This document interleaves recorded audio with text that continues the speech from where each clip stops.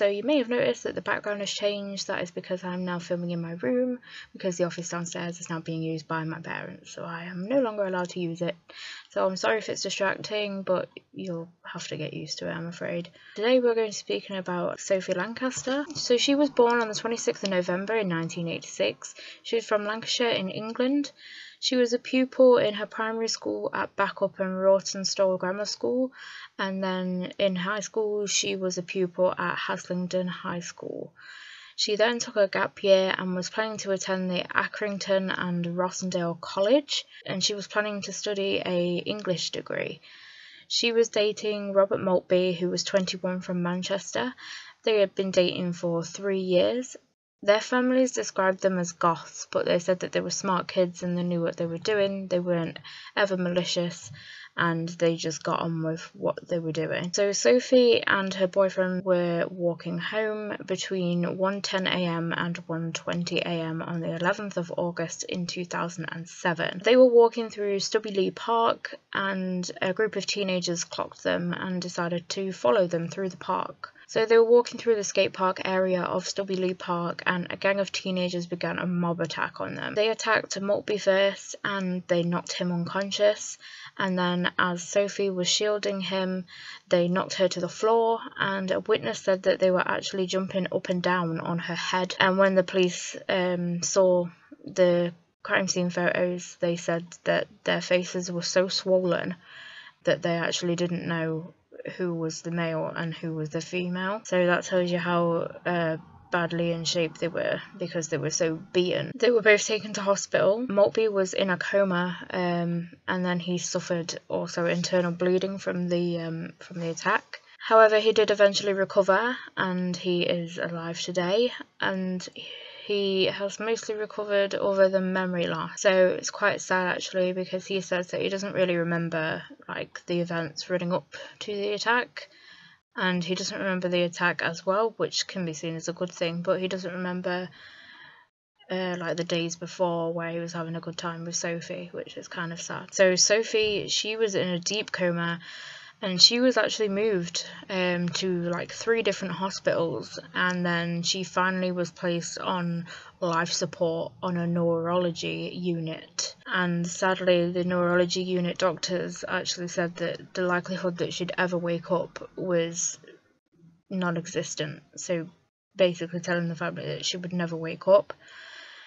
So on August 24th, 2007, the decision was made to switch off her life support. So the police said that their Gothic subculture was the reason that they were attacked. The police actually questioned over 100 people, and they made 5 arrests, and the people who were arrested were between age of 15 and 17. So they all faced charges of murder and grievous bodily harm with intent. At the hearing, they all pleaded not guilty, and at the trial on the 27th of March 2008, everyone who was accused pleaded guilty to grievous bodily harm with intent. However, Brendan Harris and Ryan Herbert were actually also found guilty of murder.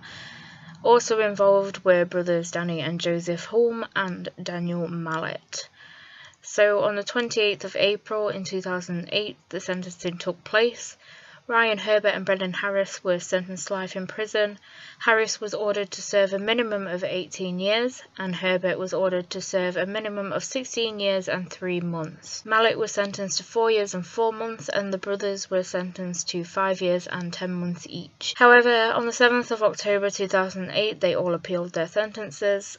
Although good news, because only Herbert succeeded in appealing his sentence, and he actually only got a 9-month reduction, which isn't a lot. It's enough, because I don't think he got long enough in the first place, but it's not a lot of a reduction. But on the bright side, Sophie's parents have done some amazing work. They have done a lot of fundraising work. They've set up a campaign website called S.O.P.H.I.E, so it's an acronym, so S.O.P.H.I.E, and that stands for Stamp Out Prejudice, Hatred and Intolerance Everywhere, which I think is just incredible. I think that's so cool. This was a national thing, and a lot of events were held to fundraise for the Sophie Lancaster Foundation. And Whitby Goth weekend, which they have every year, was dedicated to Sophie Lancaster, and they actually used the proceeds to make a memorial bench for her, which is now in Whitby. Also Bloodstock Festival, which is a pretty famous festival over here in England. It's a really big heavy metal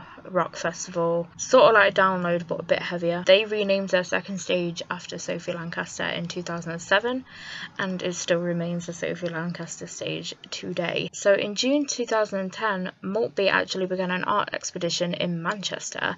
He said that the art was inspired by Sophie, and all of the proceeds from that event went to the Sophie Lancaster Foundation. On 18th of June 2017, BBC Three did a film called Proud to be Different. So I will link below the Sophie Lancaster Foundation. Let me know what you think of this case in the comments, because I personally think it's absolutely disgusting, and I don't know how they got such a slap on the wrist, in my opinion. I just think it's wrong, because it's basically a hate attack.